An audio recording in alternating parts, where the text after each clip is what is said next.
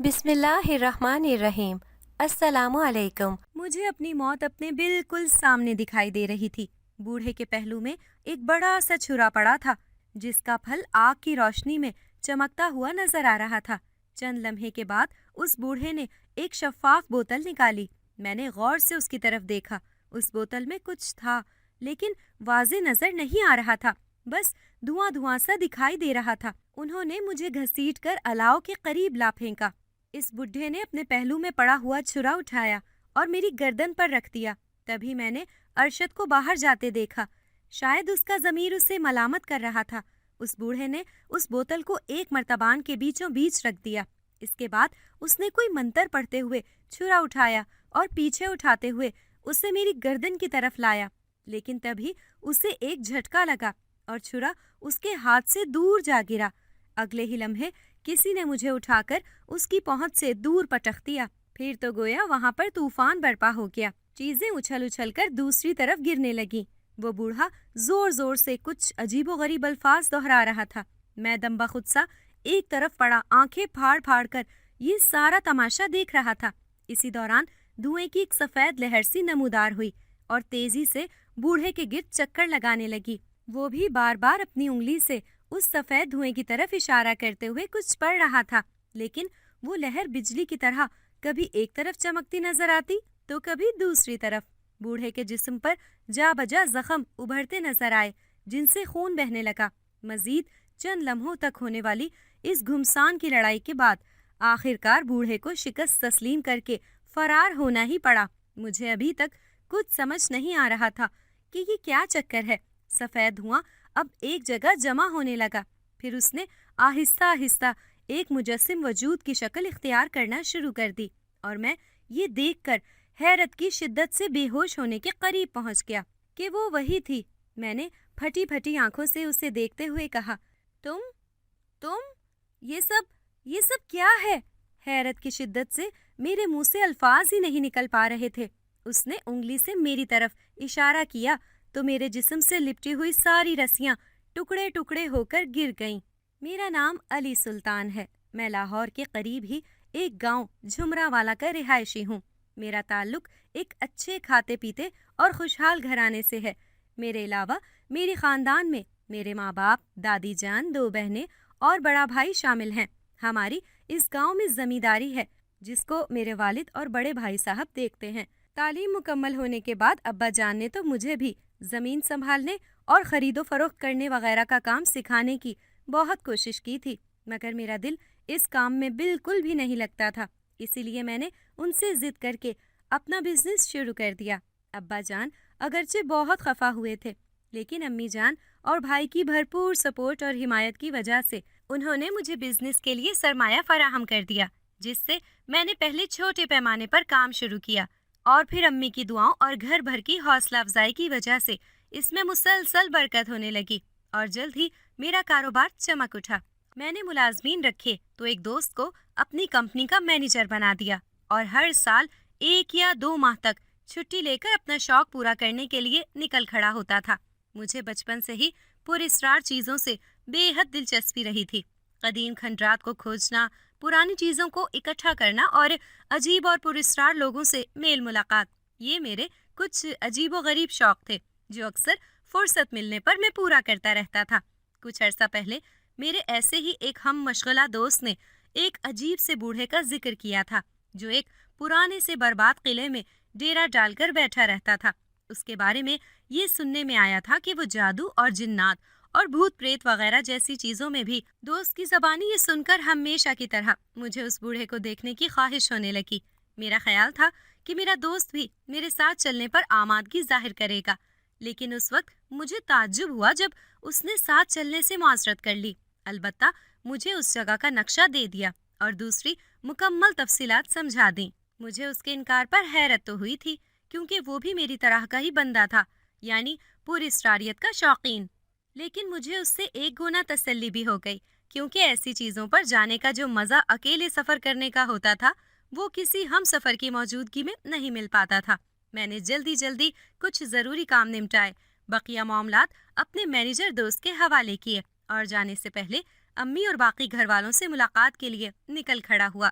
جانے سے پہلے امی کی دعائیں لینا ضروری تھا۔ اس بار میرا ارادہ کم سے کم 2 مہینے کی چھٹی کرنے کا تھا، اس لیے بھی گھر کا چکر لگانا ضروری تھا، ورنہ ابا اور دادی جان سے الگ ڈانٹ پڑتی کہ ملے بغیر ہی چلا گیا۔ شہر سے میں ناشتہ کر کے چلا تھا اور دوپہر سے پہلے ہی گھر پہنچ گیا۔ امی جان مجھے دیکھ کر حیران اور خوش ہو گئی تھی، کیونکہ میں نے اپنے آنے کی اطلاع نہیں دی تھی۔ لیکن کھانے کے بعد جب سب کے مل بیٹھنے کا موقع ملا تو ابا جان کے پوچھنے پر جب میں نے بتایا کہ میں حسب معمول چھٹی گزارنے کے لیے گھومنے پھرنے جا رہا ہوں تو وہ بہت خفا ہوئے۔ انہوں نے کہا، علی، یہ کوئی اچھی بات نہیں کہ ہر چوتھے مہینے تم کام کو ملازموں پر چھوڑ کر نکل جاتے ہو، اس طرح تو چل چکا تمہارا بزنس۔ میں نے گڑبڑا کر کہا، ابا جان، چوتھے مہینے تو نہیں، سال بھر بعد جاتا ہوں اور کمپنی میرا دوست دیکھ رہا ہے جو بہت بھروسے مند آدمی ہے۔ میری بات پر ابا جان نے افسوس سے کہا، تمہیں ٹھوکر کھانے کے بعد ہی عقل آئے گی، دعا ہی کر سکتا ہوں تمہارے لیے۔ میں بس سر جھکا کر رہ گیا۔ ابا جان سے بحث میں جیتنا ممکن ہی نہیں تھا، کیونکہ وہ اپنی بات پر اڑے رہتے تھے، اس لیے میں نے خاموشی میں ہی عافیت جانی۔ آج میرا ارادہ یہیں رکنے کا تھا، اس لیے بھائی جان کے ساتھ زمینوں کا چکر وغیرہ لگا کر اور ادھر ادھر گھوم پھر کر گھر پہنچا تو رات ہو چکی تھی۔ میں نے کھانا کھایا اور اس کے بعد سونے کے لیے اپنے کمرے میں چلا آیا، کیونکہ مجھے کل جلدی نکلنا تھا۔ سوتے ہوئے پتہ نہیں کیوں مجھے بہت بے چینی سی محسوس ہونے لگی، ایسا لگتا تھا جیسے کچھ بہت غلط ہونے والا ہو۔ آج شہر سے یہاں پر آتے وقت بھی مجھے ایسا لگ رہا تھا جیسے کوئی میرا پیچھا کر رہا ہے، لیکن بار بار دیکھنے پر بھی مجھے ایسا کوئی شخص یا گاڑی نظر نہیں آئی تھی جسے میں اپنے تعاقب میں لگا ہوا سمجھتا۔ میں اس سب کو نظر انداز کرنا چاہتا تھا، مگر میری چھٹی حص کبھی بھی جھوٹ نہیں بولتی تھی۔ یہ مجھے آنے والے خطروں یا حادثوں سے بر وقت خبردار کر دیتی تھی، لیکن میں نے اپنی چھٹی حص کے اس سگنل کو نظر انداز کر دیا تھا، کیونکہ خطروں اور چیلنجز کا مقابلہ کرنے کا تو اپنا ہی مزہ ہوتا تھا، اس لیے پیر پسار کر سو گیا۔ میں یہ اندازہ نہیں کر پا رہا تھا کہ وہ کون سی جگہ تھی، لیکن بظاہر کسی کھنڈر کا اندرونی حصہ معلوم ہوتا تھا۔ بائیں جانب پہاڑی کٹاؤ ایک بڑی سی اور گہری کھائی کی شکل اختیار کر لیتا تھا۔ میں اس کھائی سے کچھ دور کھڑا تھا۔ کھائی کے دوسرے پار ایک بوڑھا مرد بیٹھا ہوا تھا، اس کے قریب ایک گٹھڑی سی پڑی تھی، لیکن عجیب بات یہ تھی کہ وہ گٹھڑی دھیرے دھیرے ہل جل رہی تھی۔ میرے دیکھتے ہی دیکھتے اس بوڑھے نے گٹھڑی کھول دی اور اس کے اندر سے ایک بچہ نکلا۔ یہ بچہ چند ماہ کا لگتا تھا، لیکن یکایک اس بچے کا قد کاٹ اور جسامت بڑھنے لگی۔ تھوڑی ہی دیر میں اس کا سائز کسی 10 سالہ بچے جتنا ہو گیا۔ تب بوڑھے نے اس کے سر کے بال اپنی مٹھی میں پکڑ لیے اور ہونٹوں میں کچھ بڑبڑانے لگا۔ جیسے جیسے وہ بڑبڑاتا جا رہا تھا، بچے کے گرد خود بخود زنجیریں بل کھاتی ہوئی لپٹی جا رہی تھی۔ میں خاموشی سے کھڑا یہ سب کچھ دیکھ رہا تھا۔ اچانک ہی بچے نے میری طرف دیکھا۔ اس کی سمندر جیسی نیلی آنکھوں میں معصومیت کے ساتھ ساتھ بے حد التجا بھری ہوئی تھی۔ اس نے مجھے دیکھ کر سسکیاں بھرتے ہوئے کہا، مجھے بچاؤ، مجھے اس سے بچاؤ۔ اس کی دردناک آواز سن کر ایسا لگا جیسے کسی نے میرا دل چیر دیا ہو۔ میں بے ساختہ آگے بڑھا، لیکن پھر کھائی جو پہلے کسی لکیر کی طرح چھوٹی سی نظر آ رہی تھی، یک با یک تیزی سے پھیلنے لگی۔ وہ اس حد تک پھیل گئی کہ اسے عبور کرنا ناممکن نظر آنے لگا۔ لیکن میرے کانوں میں گونجتی بچے کی سسکیاں اور التجائیں مجھے وہیں کھڑا رہنے نہیں دے رہی تھی۔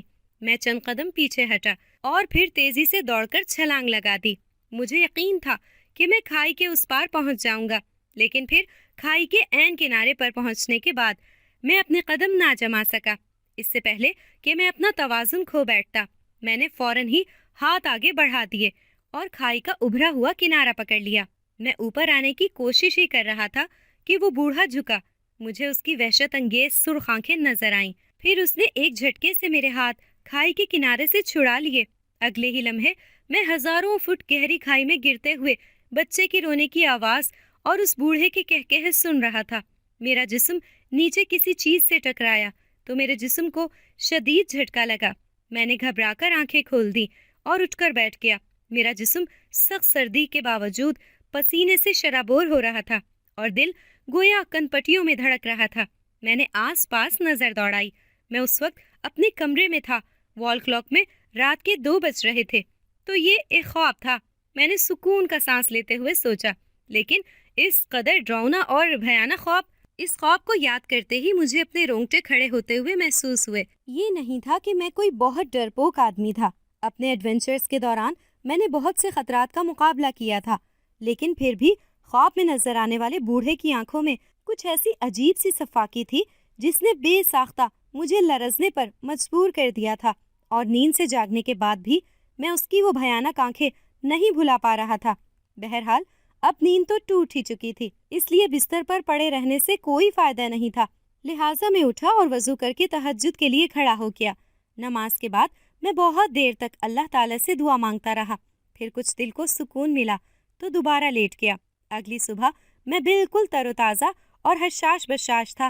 جانے سے پہلے سب سے ملا۔ امی جان بہت دیر تک دعائیں پڑھ پڑھ کر میرے چہرے پر پھونکتی رہیں۔ جب یہ کافی دیر تک جاری رہا تو ابا جان نے چڑ کر کہا، بھائی بیگم بس بھی کر دو، اب گھومنے پھرنے کے لیے ہی جا رہا ہے، کوئی محاذ پر جنگ لڑنے نہیں جا رہا۔ سبھی مسکرا دیے۔ امی جان نے آخری بار میری پیشانی چومتے ہوئے ابا سے مخاطب ہو کر کہا، میں جانتی ہوں یہ بات، لیکن پتہ نہیں کیوں دل بہت گھبرا رہا ہے۔ میرے بس میں ہو تو جانے ہی نہ دوں اسے، پر جانتی ہوں یہ رکنے والا نہیں۔ میں نے ہنستے ہوئے ان کا ہاتھ تھام کر کہا، امی جان میں کوئی پہلی دفعہ تو نہیں جا رہا، کیوں خوامخواہ پریشان ہوتی ہیں آپ؟ امی جان نے گلے سے ایک لاکٹ جس پر آیت کریمہ لکھی ہوئی تھی اتار کر میری گردن میں ڈالتے ہوئے کہا، پتہ نہیں بیٹا، ایسا لگتا ہے کہ کچھ غلط ہونے والا ہے، تم یہ لاکٹ مت اتارنا، اور ہاں آیت الکرسی کا ورد بھی روزانہ رات کو سونے سے پہلے لازمی کرتے رہنا، اللہ تمہاری حفاظت کرے گا۔ ان سب سے رخصت ہو کر میں نے اپنا بیگ سنبھالا اور گاڑی میں آ بیٹھا اور اپنی منزل کی جانب روانہ ہو گیا۔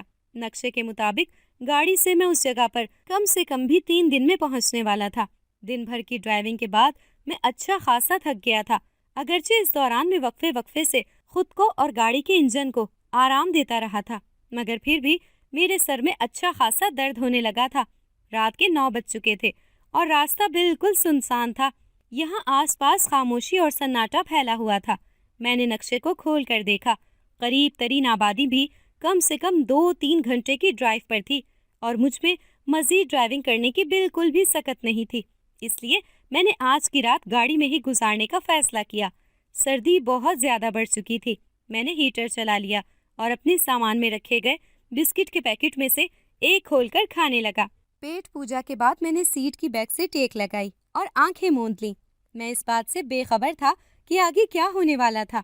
میں دھیرے دھیرے ایک پراسرار دنیا کی طرف کھینچا جا رہا تھا اور مجھے اس کا احساس بھی نہیں تھا۔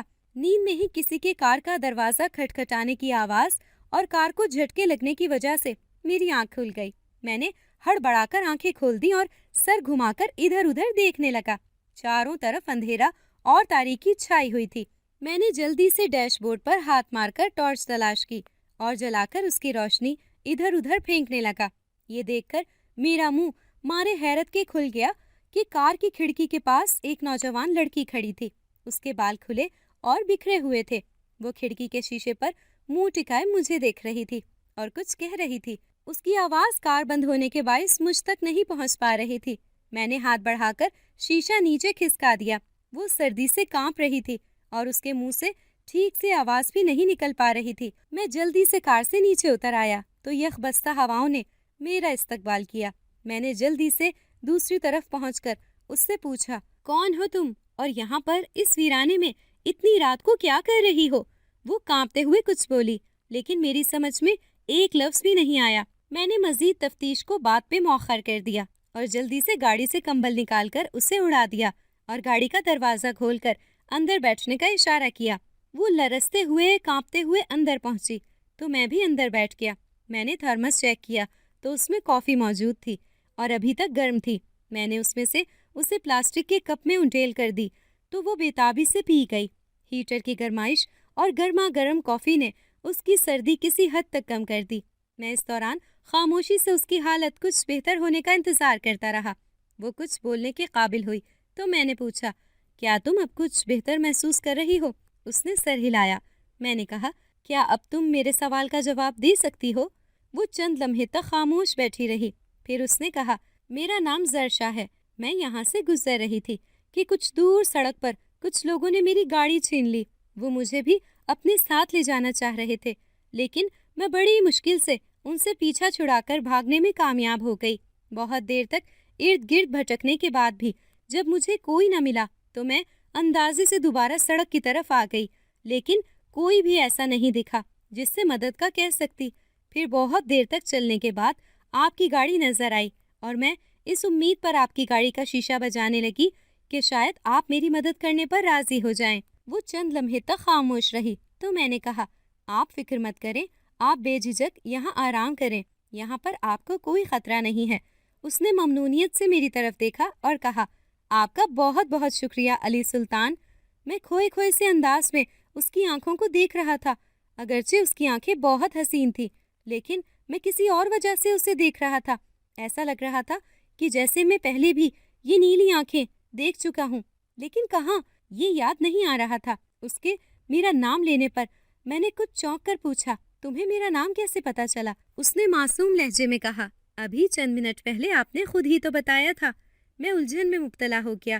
یاد کرنے کے باوجود مجھے نہیں لگ رہا تھا کہ میں نے اسے اپنا نام بتایا ہے، لیکن یہ کوئی اتنا بڑا مسئلہ نہیں تھا، اس لیے میں یہ سوچ کر کہ ہو سکتا ہے میں نے بتایا ہو روا روی میں، لیکن پھر ذہن سے نکل گیا ہو، یہی سوچ کر میں زیادہ الجھن میں نہیں پڑا۔ میں خاموشی سے اپنی سیٹ پر بیٹھا رہا اور وہ اپنی سیٹ پر۔ تھوڑی دیر بعد ہی وہ گہری نیند سو گئی۔ میں باقی رات جاگتا رہا اور جب صبح ہو گئی تو اسے بھی جگا لیا۔ وہ مندی مندی آنکھوں سے ارد گرد دیکھتے ہوئے اٹھ کر بیٹھ گئی۔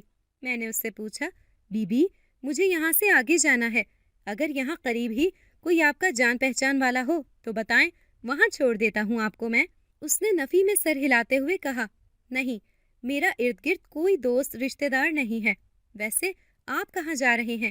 میں نے پہلے تو سوچا کہ کہہ دوں کام سے جا رہا ہوں، لیکن پھر جانے کیوں یہ کہہ نہیں پایا۔ میں یہاں سے آگے جاؤں گا، چھٹیاں منانے جا رہا ہوں۔ میں نے اسے تفصیلات بتانا مناسب نہیں سمجھا۔ وہ خوش ہو کر بولی، دراصل میں بھی چھٹیاں منانے ہی جا رہی تھی، لیکن راستے میں ہی میری گاڑی اور سارا سامان چھن گیا۔ کیا میں آپ کے ساتھ چل سکتی ہوں؟ 1 سے 2 ہم سفر اچھے رہتے ہیں، مشکل میں ہم ایک دوسرے کی مدد بھی کر سکتے ہیں۔ میں نے جب سے اس 25-26 سال کی دکھائی دینے والی لڑکی کو دیکھا، ایک لمبا سفر، اور وہ بھی ایک اجنبی کے ساتھ جس کے ساتھ اس کا کوئی رشتہ ناتا تو دور کی بات شناسائی تک نہ تھی، وہ اپنی چھٹیاں گزارنا چاہتی تھی۔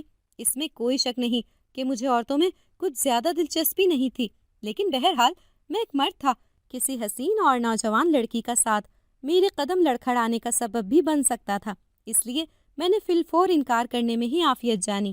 لیکن جو الفاظ میری زبان سے ادا ہوئے وہ کچھ اور تھے۔ کیوں نہیں، مجھے تو اس سے بہت خوشی ہوگی۔ یہ الفاظ میری زبان سے ضرور ادا ہوئے تھے، مگر اس میں میرے ارادے کا کوئی دخل نہیں تھا۔ میں خود یہ بات کہنے کے بعد ششدر رہ گیا، لیکن زرشا کا چہرہ میری بات سن کر کھل اٹھا۔ وہ بڑی بے باکی سے آگے بڑھی اور مجھ سے لپٹ گئی۔ میں گھبرا کر پیچھے ہٹ گیا، وہ بھی دور ہوئی تو میں نے کہا، ٹھیک ہے، گاڑی میں بیٹھ جاؤ، ہمیں آگے جانا ہے۔ اس کے جسم کے لمس نے میری سوچوں میں ہلچل مچا دی تھی۔ میری جگہ کوئی اور ہوتا تو جذبات کے اس شدید ریلے کے ساتھ ہی بہہ جاتا، لیکن مجھے اپنے جذبات کو قابو کرنے کا ہنر آتا تھا، اس لیے میں نے خود کو سنبھالتے ہوئے گاڑی آگے بڑھا دی۔ تھوڑی دیر بعد اکا دکا گاؤں دکھائی دینے لگے۔ میں نے ایک چھوٹے سے قصبے کے چھپڑ ہوٹل پر رک کر ناشتے کا آرڈر دیا۔ ناشتے کے بعد کچھ کھانے پینے کی چیزیں لیں اور آگے بڑھ گئے۔ اس دوران اس سے بہت کم بات چیت ہوئی۔ میں خاموشی سے ڈرائیونگ کرتا رہا اور وہ بھی چپ چاپ کھڑکی سے باہر دیکھ رہی تھی۔ جس جگہ مجھے جانا تھا وہ اب زیادہ دور نہیں تھی۔ شام 5 بجے تک ہم اس کھنڈر نما قلعے تک پہنچ گئے تھے۔ وہاں بھی آس پاس کوئی آبادی نہیں تھی۔ راستہ بھی بڑا مشکل سا تھا، گھڑوں اور کھڈوں سے بھرا ہوا، مگر گاڑی جا سکتی تھی۔ میں نیچے اترا تو وہ بھی نیچے اتر آئی۔ اس نے ارد گرد نظریں دوڑاتے ہوئے عجیب سے لہجے میں پوچھا، ہم یہاں کیوں آئے ہیں؟ میں نے قلعے کے بلند و بالا دروازے کا جائزہ لیتے ہوئے کہا، مجھے یہاں پر کسی سے ملنا تھا۔ وہ خاموش ہو گئی۔ میں نے دروازے کو دھکیل کر اندر کی طرف قدم بڑھا دیے تو وہ بھی میرے پیچھے پیچھے آنے لگی۔ قلعہ نہ جانے کتنا پرانا تھا، دیواریں بوسیدہ اور شکستہ حال ہو چکی تھیں۔ میں اندر گھوم پھر کر اس بوڑھے کو تلاش کرنے لگا جس سے ملنے یہاں پر آیا تھا۔ اندر بہت سے کمرے تھے، یہ کسی بھول بھلیاں کی طرح تھے۔ اچانک ہی زرشا نے میرا ہاتھ تھام لیا۔ میں نے چونک کر اس کی طرف دیکھا تو وہ بولی، زیادہ دور نہ جائیں علی، مجھے لگتا ہے کہ یہاں پر کوئی خطرہ ہے۔ میں مسکرا دیا اور بولا، تم فکر مت کرو، مجھے خطروں سے نمٹنا آتا ہے۔ اس سے ہاتھ چھڑا کر میں آگے بڑھنے لگا۔ آگے گھپ اندھیرا تھا۔ میں نے کندھے پر لٹکے ہوئے بیگ سے ٹارچ نکالتے ہوئے کہا، ذرا رکو زرشا، میں ٹارچ جلاتا ہوں۔ لیکن زرشا کی طرف خاموشی ہی چھائی رہی۔ میں نے ٹارچ جلاتے ہوئے روشنی پھینکی اور یہ دیکھ کر سناٹے میں رہ گیا کہ زرشا وہاں سے غائب تھی۔ ارے ابھی تو وہ یہیں کھڑی تھی، اب کہاں چلی گئی؟ میں نے ادھر ادھر دیکھتے ہوئے اسے آواز دی، زرشا، زرشا، کہاں ہو تم؟ خالی دیواروں سے ٹکرا کر میری آواز واپس پلٹ آئی، مگر زرشا کا وہاں پر کوئی وجود نہیں تھا۔ وہ گدھے کے سر سے سینگ کی طرح غائب ہو چکی تھی۔ اس طرح چند لمحوں میں وہ کہاں جا سکتی تھی؟ میں حیران پریشان سا اس جگہ پر چکراتا رہا۔ اس نے کسی خطرے کی بات کی تھی، لیکن میں نہیں سمجھ سکا تھا کہ اس کا اشارہ کس کی طرف تھا۔ لیکن یہ بات جب مجھے سمجھ میں آئی تو بہت دیر ہو چکی تھی۔ ایک اندھیرے کمرے سے باہر نکلتے ہی میرے سر کے پچھلے حصے پر شدید ضرب پڑی اور میری آنکھوں کے آگے گویا ستارے ناچ گئے۔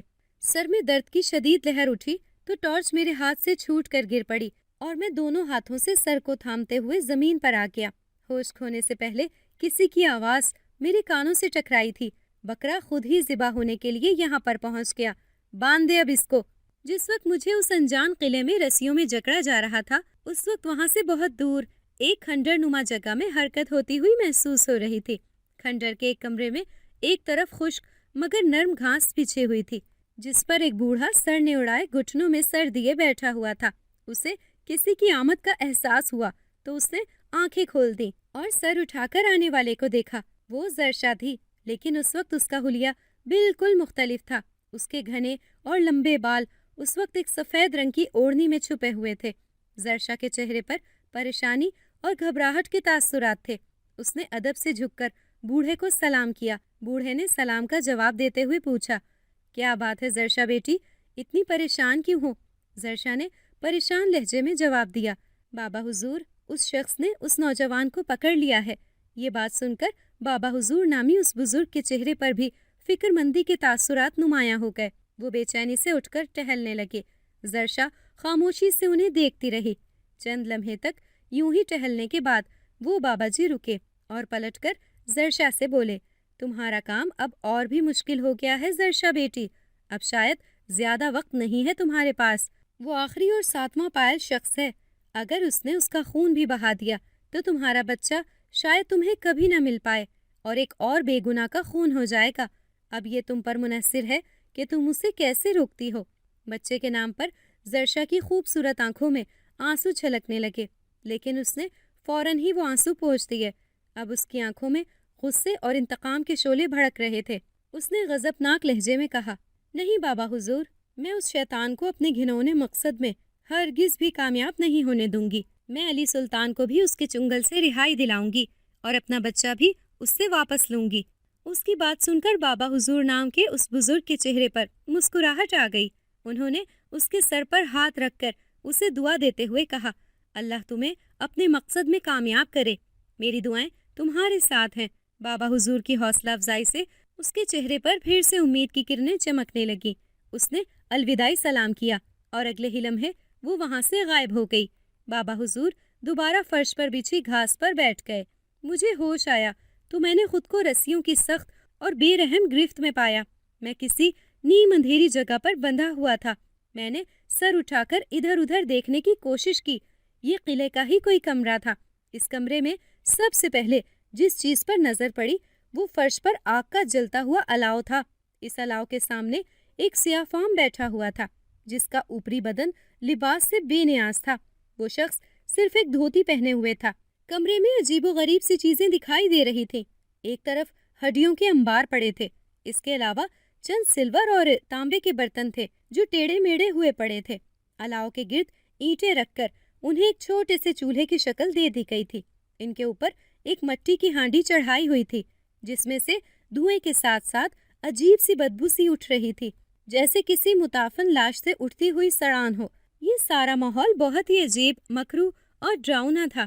میں نے رسیاں جھٹکتے ہوئے خود کو آزاد کروانے کی کوشش کی، مگر ان کی گرفت بے حد مضبوط تھی، اس لیے مجھے ناکامی ہوئی۔ میرے ہلنے جلنے کی آوازیں سن کر پیٹھ پھیرے ہوئے بیٹھا وہ سیاہفام شخص میری طرف مڑا تو اسے دیکھ کر مجھے حیرت و بے یقینی کا جھٹکا لگا۔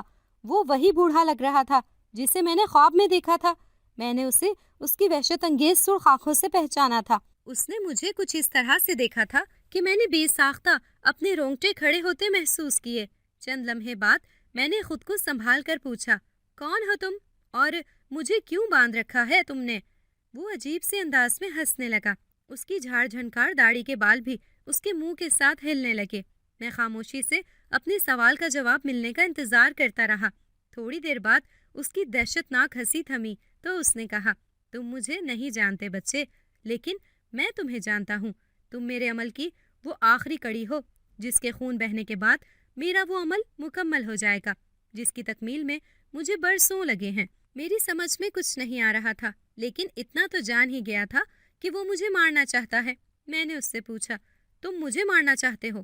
لیکن کیوں؟ میں نے کیا بگاڑا ہے تمہارا؟ وہ پھر سے عجیب سی ہنسی ہنسا۔ پھر وہ مجھے خوفناک تاثرات سے دیکھتے ہوئے بولا، تم نے میرا کچھ نہیں بگاڑا۔ تمہارے جیسا عام انسان میرا کچھ بگاڑ ہی نہیں سکتا، لیکن اس کے باوجود بھی تمہیں مرنا پڑے گا کیونکہ تم ایک پائل ہو۔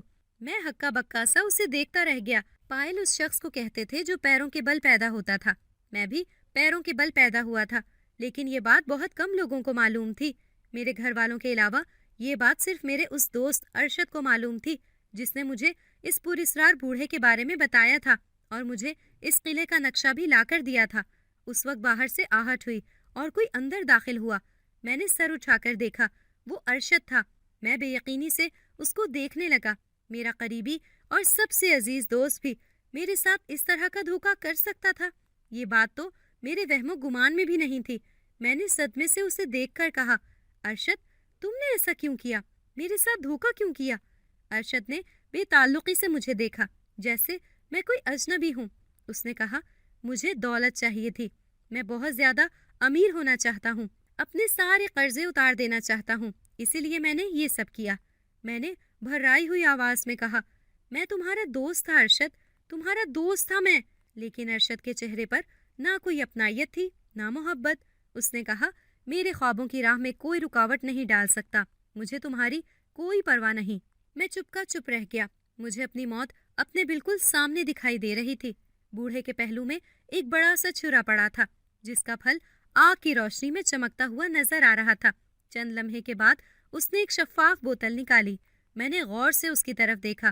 اس بوتل میں کچھ تھا، لیکن واضح نظر نہیں آ رہا تھا، بس دھواں دھواں سا دکھائی دے رہا تھا۔ انہوں نے مجھے گھسیٹ کر الاؤ کے قریب لا پھینکا۔ اس بڈھے نے اپنے پہلو میں پڑا ہوا چھرا اٹھایا اور میری گردن پر رکھ دیا۔ تبھی میں نے ارشد کو باہر جاتے دیکھا۔ شاید اس کا ضمیر اسے ملامت کر رہا تھا۔ اس بوڑھے نے اس بوتل کو ایک مرتبان کے بیچوں بیچ رکھ دیا۔ اس کے بعد اس نے کوئی منتر پڑھتے ہوئے چھرا اٹھایا اور پیچھے اٹھاتے ہوئے اسے میری گردن کی طرف لایا، لیکن تبھی اسے ایک جھٹکا لگا اور چھرا اس کے ہاتھ سے دور جا گرا۔ اگلے ہی لمحے کسی نے مجھے اٹھا کر اس کی پہنچ سے دور پٹخ دیا۔ پھر تو گویا وہاں پر طوفان برپا ہو گیا۔ چیزیں اچھل اچھل کر دوسری طرف گرنے لگیں۔ وہ بوڑھا زور زور سے کچھ عجیب و غریب الفاظ دہرا رہا تھا۔ میں دم بخود سا ایک طرف پڑا آنکھیں پھاڑ پھاڑ کر یہ سارا تماشا دیکھ رہا تھا۔ اسی دوران دھوئے کی ایک سفید لہر سی نمودار ہوئی اور تیزی سے بوڑھے کے گرد چکر لگانے لگی۔ وہ بھی بار بار اپنی انگلی سے اس سفید دھوئے کی طرف اشارہ کرتے ہوئے کچھ پڑھ رہا تھا، لیکن وہ لہر بجلی کی طرح کبھی ایک طرف چمکتی نظر آتی تو کبھی دوسری طرف۔ بوڑھے کے جسم پر جا بجا زخم ابھرتے نظر آئے جن سے خون بہنے لگا۔ مزید چند لمحوں تک ہونے والی اس گھمسان کی لڑائی کے بعد آخرکار بوڑھے کو شکست تسلیم کر کے فرار ہونا ہی پڑا۔ مجھے ابھی تک کچھ سمجھ نہیں آ رہا تھا کہ یہ کیا چکر ہے۔ سفید دھواں اب ایک جگہ جمع ہونے لگا، پھر اس نے آہستہ آہستہ ایک مجسم وجود کی شکل اختیار کرنا شروع کر دی، اور میں یہ دیکھ کر حیرت کی شدت سے بے ہوش ہونے کے قریب پہنچ گیا کہ وہ زرشا تھی، وہی زرشا مجھے اس ویران راستے میں ملی تھی۔ میں نے پھٹی پھٹی آنکھوں سے اسے دیکھتے ہوئے کہا، زرشا، تم یہ سب کیا ہے؟ حیرت کی شدت سے میرے منہ سے الفاظ ہی نہیں نکل پا رہے تھے۔ زرشا نے انگلی سے میری طرف اشارہ کیا تو میرے جسم سے لپٹی ہوئی ساری رسیاں ٹکڑے ٹکڑے ہو کر گر گئیں۔ میں نے اٹھنے کی کوشش کرتے ہوئے اس سے کچھ پوچھنے کی کوشش کی، لیکن میرا سر بہت بری طرح چکرایا۔ میں لڑکھڑا کر دوبارہ زمین پر گر پڑا اور اس کے بعد میرا ذہن اندھیرے میں ڈوب گیا۔ کسی کے بولنے کی آواز نے میری سماعت پر دستک دی تو میں نے آنکھیں کھولنے کی کوشش کی۔ سر میں شدید درد کی ٹیسیں اٹھ رہی تھی، لیکن میں ہمت کرتے ہوئے اٹھ کر بیٹھ گیا۔ میں اس وقت کسی کھنجر نما جگہ میں تھا۔ میرے نیچے ایک پرانی سی چٹائی تھی۔ سامنے دوسرے کونے میں ایک سفید ریش بزرگ بیٹھے ہوئے تھے، جن کے چہرے پر عجیب سا نور نظر آ رہا تھا۔ ان کے قریب ہی زرشا بڑے ہی مؤدب سے انداز میں بیٹھی ہوئی تھی۔ مجھے اٹھتے ہوئے دیکھ کر وہ دونوں میرے قریب آ گئے۔ بزرگ نے میرے کندھے پر ہاتھ رکھتے ہوئے شفقت بھری آواز میں پوچھا، کیسے ہو میاں؟ طبیعت کچھ بہتر ہوئی؟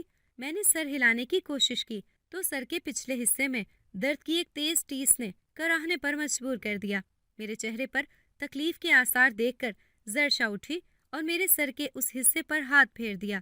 حیرت انگیز طور پر درد بالکل ہی غائب ہو گیا۔ میں حیران سا اس جگہ پر ہاتھ پھیرتے ہوئے اسے دیکھنے لگا۔ کیا تھی وہ اور اس نے یہ کیسے کیا تھا؟ وہ بزرگ میرے تاثرات بھانپ گئے۔ انہوں نے زرشا سے کہا، زرشا بیٹی، میرے خیال میں اب وہ وقت آ گیا ہے کہ علی میاں کو سب کچھ بتا دیا جائے۔ زرشا نے مؤدبانہ لہجے میں کہا، ٹھیک ہے بابا حضور، جیسا آپ چاہیں۔ بابا حضور نے اسبات میں سر ہلاتے ہوئے مجھ سے مخاطب ہو کر کہا، علی میاں، یہ ایک ایسی داستان ہے جسے سن کر شاید تمہیں بہت زیادہ حیرت ہو، لیکن یہ حقیقت ہے کہ اب تم بھی اس عجیب اور ناقابل یقین داستان کا حصہ بن چکے ہو، جس کا ایک کردار زرشا بھی ہے۔ زرشا کو تمہاری اور تمہیں زرشا کی مدد کی ضرورت ہے۔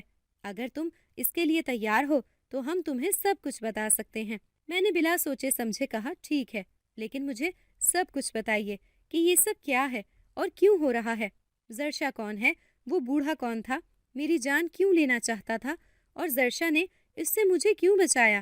بزرگ نے کہا، یہ قصہ دراصل ایک بچے کی گمشدگی سے شروع ہوا تھا۔ وہ بچہ زرشا کا بیٹا تھا۔ کیا؟ زرشا کا بیٹا؟ مجھے نہ جانے کیوں یہ سن کر دکھ سا ہوا تھا۔ شاید اس مختصر ساتھ میں بھی میں اندر ہی اندر اس سے محبت کرنے لگا تھا، لیکن اس کا بچہ تھا، یعنی وہ شادی شدہ تھی۔ وہ بزرگ کہہ رہے تھے، علی میاں، زرشا دراصل ایک جن زادی ہے۔ آج سے کافی سال پہلے زرشا کا بیٹا ایک دن کھیلنے کے لیے گیا تھا، لیکن پھر نہیں لوٹا۔ زرشا یہ جان کر پاگلوں کی طرح اسے ڈھونڈنے لگی، لیکن اسے نہ ملنا تھا سو نہیں ملا۔ ادھر ادھر ڈھونڈتے ہوئے وہ میرے پاس پہنچ گئی۔ اگرچہ میں خدا کا ایک عاجز اور حقیر سا بندہ ہوں، لیکن یہ بھی میرا مولا کا شکر ہے کہ اس نے مجھے کچھ ایسی صلاحیتیں دے رکھی ہیں جو اس کا خاص تحفہ ہیں۔ ان کے ذریعے مجھے پتہ چلا کہ زرشا کا بیٹا ایک ایسے انسان کی قید میں ہے جو جادوگر ہے۔ وہ کالے جادو کا ماہر ہے۔ وہ بے حد ظالم اور سفاک ہے اور اس کے لیے کسی کی بھی زندگی اہمیت نہیں رکھتی۔ اس کے لیے صرف طاقت اہم ہے جو وہ کالے جادو کے ذریعے حاصل کرتا تھا، لیکن پھر اس کی صلاحیتیں اللہ کے ایک نیک بندے نے ناکارہ بنا دی۔ وہ اپنے جادو کرنے کی صلاحیت کھو بیٹھا۔ اس نیک انسان جس نے اسے اس حال تک پہنچایا کا کچھ عرصے بعد جب انتقال ہو گیا تو اس جادوگر جس کا نام پیراگ ہے، اس نے اپنی جادوگرانہ صلاحیتیں واپس حاصل کرنے کے لیے جدوجہد شروع کر دی، جس کے نتیجے میں اسے کافی حد تک کامیابی ملی۔ لیکن اب پیراگ کو ایک آخری عمل کرنا تھا۔ اس میں اسے 7 پائل انسانوں کا خون بہانا تھا اور اس خون سے ایک چھوٹی عمر کے جنزادے کو غسل دینا تھا، جس سے صرف وہ جنزادہ ہی نہیں، اس کا ہر قریبی رشتہ دار بھی اس کا غلام بن جاتا اور یوں اسے بے پناہ قوت حاصل ہو جاتی۔ اس لیے اس نے زرشا کے بیٹے کو اغوا کیا۔ یہ بات جاننے کے بعد زرشا نے اس سے اپنا بچہ واپس لینے کی بہت کوشش کی، لیکن اسے ناکامی ہوئی۔ پیراگ نے ایک ایک کر کے 6 پائلوں کا خون بہا دیا۔ آخری اور 7ویں شخص تم تھے۔ میں کوشش کے باوجود اس کی مدد نہیں کر سکا۔ زرشا کی کامیابی کا دار و مدار اس چیز پر تھا کہ پائل ہمت اور حوصلے کا مظاہرہ کرے، لیکن ایسا نہیں ہوتا تھا۔ اپنے انجام کا سن کر وہ پائل یا تو بے ہوش ہو جاتا تھا یا بالکل ہی حوصلہ ہار کر زندہ لاش کی مانند بیٹھ جاتا۔ اس لیے سر توڑ کوشش کے باوجود زرشا کو اپنے مقصد میں ناکامی ہی ہوئی۔ پھر اس پیراگ نے تمہارے دوست ارشد کو استعمال کر کے تمہیں اپنے پاس بلوایا۔ تم نے دوسروں کے برعکس ہمت اور حوصلے کا مظاہرہ کیا اور تمہارے گلے میں پہنے ہوئے آیت کریمہ والے لاکٹ نے بھی مدد کی۔ زرشا اس کا عمل روکنے میں کامیاب ہو گئی اور شکست کھا کر بھاگنا پڑا، لیکن یہ سب کچھ عارضی ہے۔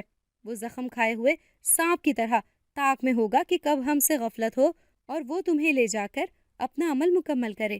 یہ طویل داستان سننے کے بعد مجھے ساری کہانی سمجھ آ چکی تھی۔ میں نے پوچھا، آپ نے کہا تھا کہ زرشا کو میری اور مجھے زرشا کی مدد کی ضرورت ہے، وہ کس لیے؟ انہوں نے مسکرا کر کہا، اس دنیا میں کچھ حدود و قیود ہوتی ہیں جنہیں کوشش کے باوجود بھی پار نہیں کیا جا سکتا۔ پیراک کی طاقت یہاں نہیں چل سکتی اور زرشا اپنی طاقتوں کا بھرپور استعمال اس کے ٹھکانے پر نہیں کر سکتی، اس لیے اسے تمہاری مدد چاہیے۔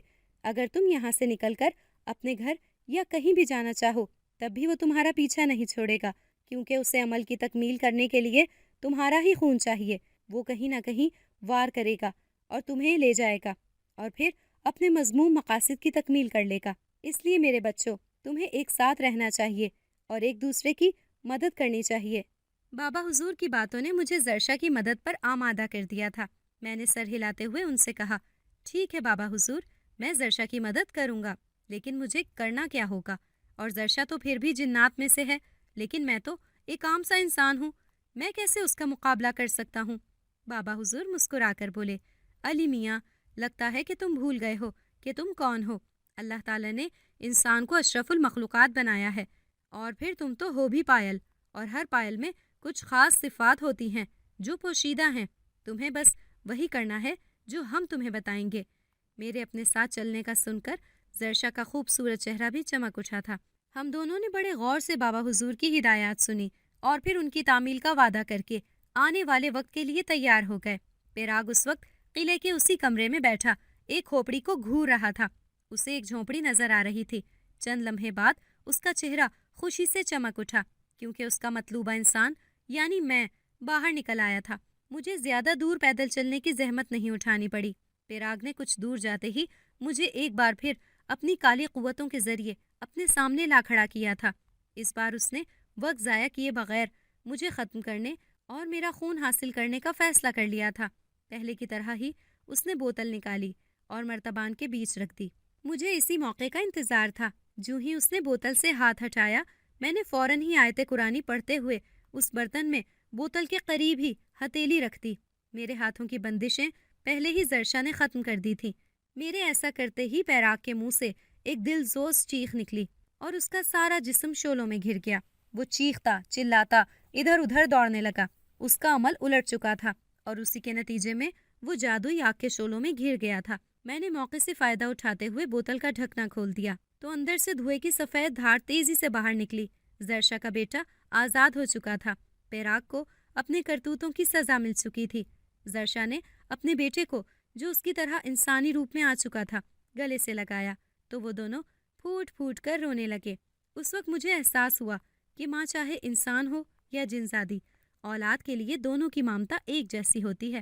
جانے سے پہلے زرشا اور اس کے بیٹے نے میرا شکریہ ادا کیا اور مجھے میرے گھر کے باہر چھوڑنے کے بعد وہ چلے گئے، بہت دور، کہیں دوسری دنیا میں جو جنات کی تھی۔ آج بھی جب کبھی میں اس راستے سے گزرتا ہوں تو وہ بہت یاد آتی ہے۔